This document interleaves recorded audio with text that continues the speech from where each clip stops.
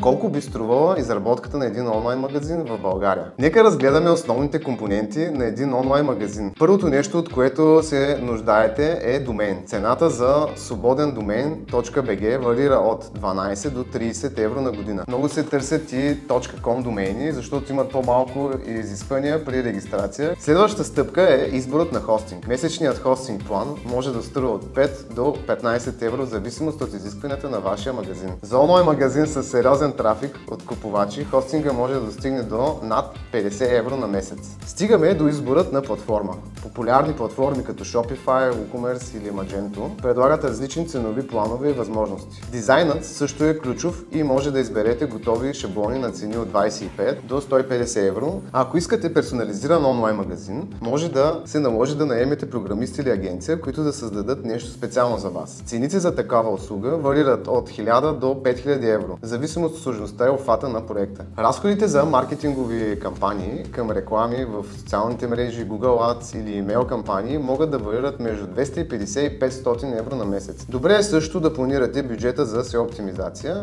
която ще ви помогне да се класирате по-добре в търсачките. Освен това, не бива да пропускате поддръжката на самия магазин. Това включва редовни обновления на платформата, проверка на сигурността, за да защитите данните на клиентите си.